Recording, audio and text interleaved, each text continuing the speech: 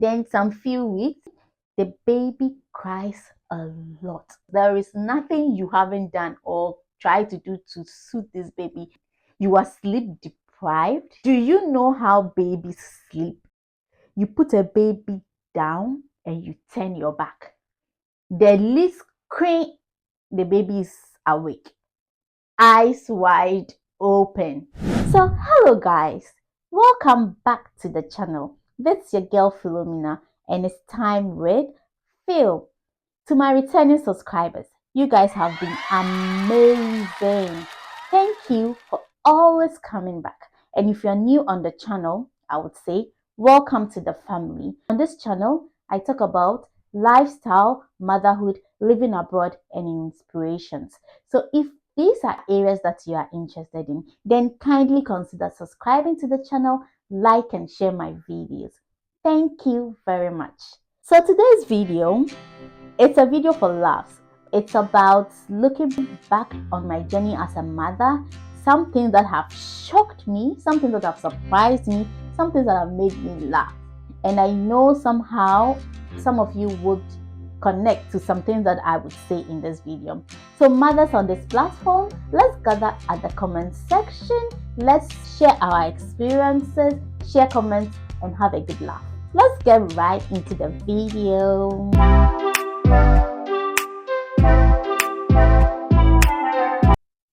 Being a mother is one of the most interesting parts of any woman's life.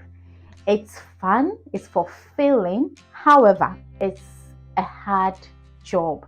It's very, very, very, very hard. I would say raising kids is the most difficult part of my life right now. If you're a new mom or a seasoned mom, you should know that you are doing a fantastic job. Well done. Before I had kids, I would always fantasize about how amazing the feeling will be. It's actually amazing, don't get me wrong. It's a very good feeling. I'm just sharing my experience, just what I'm going through. It doesn't mean that I'm not enjoying it. Okay, so I would fantasize about how amazing the feeling will be when I have a baby. Take pictures, post pictures, wear matching clothes, feed the baby, and imagine how they'll open their little cute mouth. Then you would remember all the times when you were a child, how you used to play with dolls, cut open their lips so you could feed them. And now you are getting very close to having a real baby. Do you get the feeling that I'm talking about? Yeah, I think you do. And now reality sets in and your baby comes. It's all excitement. A baby, I was holding the baby. Then some few weeks, the baby cries a lot. Babies cry. Yeah, babies cry a lot. They cry for no reason. They cry because they can't say anything. They cry when they're hungry. They cry when they need to poo, when they wee. And that is their language. Okay? They cry a lot. And sometimes like you've done everything and yet they are crying. It's normal. Then you realize that it wasn't going to be a smooth journey like you thought when you were a child. And then you are sleep deprived. That even makes me wonder where they got the phrase from. Sleep like a baby. Do you know how babies sleep? You put a baby down and you turn your back. The least scream, the baby is awake, eyes wide open. The baby sleeps and wakes up throughout the night. The baby cannot sleep throughout. The baby intermittently wakes up to feed. So how can you say someone is sleeping like a baby? It means you didn't have a smooth sleep. Then people will tell you, oh, don't worry, it will get better with time. It will get better when they are growing up. To me, it's the biggest cliche of all time. When they are growing up, that is when they become more curious, start exploring more. Some are very stubborn and naughty, and it's like the word no or stop that. It's a trigger, and it triggers them to even do far worse things. And then you constantly have to be innovative, because what might work for one child might not work for the other. So if it doesn't work for the other, what do? You have to come up with a new strategy.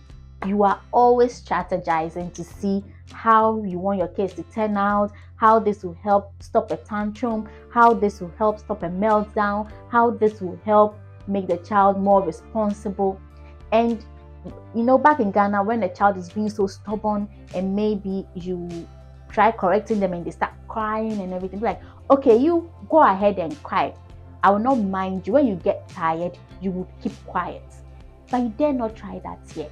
You cannot tell the child to cry. When the child gets tired, the child will keep quiet.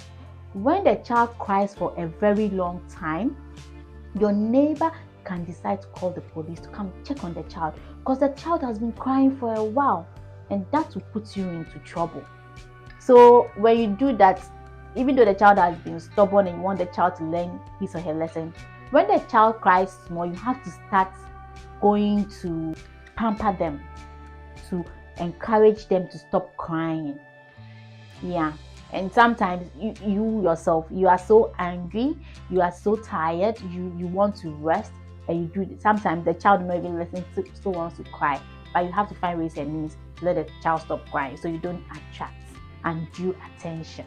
So parenting here is twice as difficult. Then I also realized that kids go from being hale and hearty, being well, to unwell in the twinkle of an eye. They are very okay in the morning, playing, happy. In the afternoon or in the night, they are sick or unwell or running temperature, and you are all over the place. Immediately the child falls sick, it's like you are the one who is sick, because you are the one going through all the emotions, running up and down, trying to bring the temperature down, taking the child to the hospital. And it's not like when the child is sick, you could just say, okay, eat, take your medicine, sleep, and when you wake up, you will feel better. Kids are not like that. They want to be held, they want to be pampered, they want you to take away their pain. And the way you can do that is to always be around them, hugging them, cuddling them, just be there. And then it's like your life stops till they are well, till they are healthy again. This one is the interesting one that when I talk to people, we laugh about it. Is that you are happy to clean poo. Can you imagine growing up? Did you ever think that it will be something on your mind that your child has not poo-pooed and gets you worried? And the time the child poo-poos, you are so happy to clean it, like you have won a lottery. So if the child hasn't pooed for quite a while, like a day or two, or the child is showing physical signs of struggling to poo and it's not coming in discomfort, my girl will be dramatic and be like, "Mommy, help, help. What can I do to help?" If we're in Ghana, and Kamasau, but we are not in Ghana, auntie. I don't have it. And then finally the day comes when they poo-poo. You are so excited. "Oh wow, thank God you poo-pooed. Give me 5." Poo-pooed. Then you are cleaning it happily like you've won a lottery. Sometimes I even go a step further and call maybe my mom or sister and be like, "Oh, finally, she poo-pooed, oh, finally, thank God." Can you imagine? Also, this is very interesting. You can forget to eat. You can forget to eat. From running around trying to get something for the kids to eat, even the process of feeding them takes a very long time. And you get exhausted. And when you finish, you've forgotten that you yourself, you haven't eaten. It's when you are relaxing or you are trying to catch your breath that the hunger creeps in. And then you realize that you haven't eaten. You ask yourself, "Have I eaten? Why am I hungry? It looks like I've not eaten." No. Yes, you can forget to eat. You are always doing laundry. You are always arranging and rearranging, because they would scatter always. This will not be where it's supposed to be. That will not be where it's supposed to. This is thrown away, and their clothes are constantly getting dirty. You are always washing. You always have something to do. You always have something to do. You have to just block it or close your eyes or something to to forget. You just have to forget it for a while. Take a rest if you want to, but you always have something to do. That is my predicament. I always have something to do. Sometimes I just shut it off and sleep. You let me have my rest. Then when I wake up, I can continue. Then lastly, this is the most interesting part.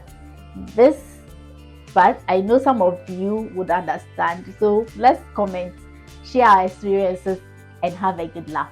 Okay, the last one I'll talk about is sometimes you can get frustrated to the level that you start saying some of the things that your mother said to you. Like, I'll get so frustrated, I'll start saying some of the things that my mom said to me when I was a kid, and I thought it was funny. For example, you think you are the only one who has a mother. I also have a mother. I didn't fall from the skies. You've worried me. Do you think that I have water running through my veins? I also have blood. This gets me laughing hard every time. You people can worry. One day I'll just run away and leave the house for you. I'll run away and leave you. I'll run away. Sometimes I finish saying it before I realize what I just said, and I know they'll be in shock. Can you relate?